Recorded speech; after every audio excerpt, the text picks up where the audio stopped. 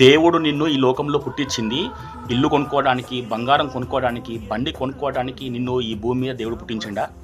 ఈ లోకంలోని ప్రజల లక్ష్యం ఎట్లుంటుందంటే ఇల్లు కట్టుకోవాలి, బండి కొనుక్కోవాలి, ఉద్యోగం సంపాదించుకోవాలి, వ్యాపారంలో వృద్ధి పొందాలి, పిల్లలకు ఆస్తులు సంపాదించాలనేది ఈ లోకంలోని వారి లక్ష్యం. మరి నీ లక్ష్యం ఏంది?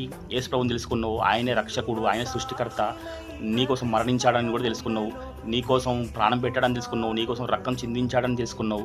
అవన్నీ తెలుసుకున్న తర్వాత మరి నీ లక్ష్యం ఏంది? నీ లక్ష్యం కూడా ఇల్లు కట్టుకోవాలి, బండి కొనుక్కోవాలి, ఉద్యోగం సంపాదించాలి, వ్యాపారంలో వృద్ధి పొందాలి, పిల్లలకు ఆస్తులు సంపాదించాలి అనేదే నీ లక్ష్యమా? ఇంత తెలిసినా కూడా దేవుడు తన ఏకైక కుమారుని నీ కోసం ఇచ్చింది ఆస్తి, బంగారం, కారు, బంగ్లా కొనుక్కోవడానికేనా? నిజంగానేనా? సీరియస్గా అదేనా? కారు, బండి, బంగ్లా, బంగారం కొనుక్కోవడానికే దేవుడు నిన్ను పిలిచిండా? దేవుడు ఒక చోట చెబుతాడు, భూ దిగంతముల వరకు, బైబిల్లో ఉంటుంది, భూ దిగంతముల వరకు, భూమి అంచుల వరకు నీకు ఇస్తా అని ఉంటుంది. అది ఎప్పుడు? ఆయన నీతిని, ఆయన రాజ్యంలో వెతికినప్పుడు అవన్నీ మనకు అనుగ్రహింపబడతాయని బైబిల్ చెప్తుంది. కానీ నువ్వేమో ఇల్లు ఇవ్వు దేవుడా, బంగారం ఇవ్వు దేవుడా, బండి, కారు ఇవ్వు దేవుడా, ఆస్తులు ఇవ్వు దేవుడా అని చెప్పేసి ఏడుస్తున్నావు, ప్రార్థన చేస్తున్నావు. జోక్ చేస్తున్నావా? మజాక్ చేస్తున్నావా? దేవుడు తన ఏకైక కుమారుని నీకోసం ఇచ్చాడు. యేసుక్రీస్తు ప్రభువు నీకోసం ప్రాణం పెట్టాడు, తన రక్తాన్ని చిందించాడు నీ పాపముల కొరకు. లోకం పుట్టక ముందే, అంటే జగదుత్పత్తికి ముందుగానే నీ పేరును జీవగ్రంథంలో దేవుడు రాసిండు. మన జీవితం ఎలా ఉండాలో కూడా మొత్తం ఆ గ్రంథంలో ఉంటుంది. కానీ మనకు నచ్చినట్టు జీవిస్తున్నాము, దేవునికి నచ్చినట్టు జీవిస్తలేము. ఒక ఇల్లు, వాహనం, ఉద్యోగం, ఇంకేదో వ్యాపారం, ఆస్తి, బంగ్లా, బంగారం కోసమే మనం జీవించాలని చెప్పేసి ఈ ప్రపంచంలో ఉన్న అతి పెద్ద మోసాలలో పెద్ద మోసం ఇది. ఇల్లు, బంగ్లా, బంగారం, ఆస్తులు, వాహనాల కొరకే దేవుడు మనల్ని పిలిచాడా? దాని కొరకు మనం పిలువబడలేదు.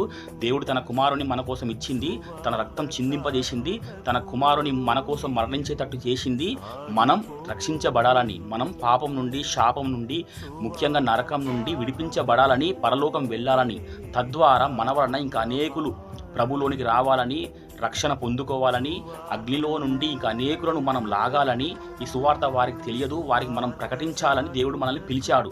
మనం భూ దిగంతముల వరకు, భూమి అంచుల వరకు అయినా కూడా వెళ్ళి ప్రభు సువార్త వారిని ప్రకటించడానికి దేవుడు మనల్ని పిలిచాడు. ఇల్లు కొనుక్కోవడానికి, వాహనం కొనుక్కోవడానికి, బంగారం కొనుక్కోవడానికి, ఆస్తులు సంపాదించుకోవడానికి, ఆవు గురించి, ఎద్దు గురించి, కొడుకు సంసారం గురించి, బిడ్డ సంసారం గురించి దేవుడు మనల్ని ఏర్పరచుకోలేదు.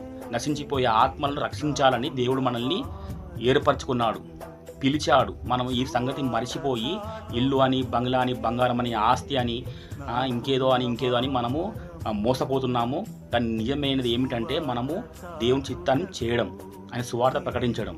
అర్థమైందని నమ్ముతున్నాను. ఆమెన్. Praise lord. హల్లెలూయా.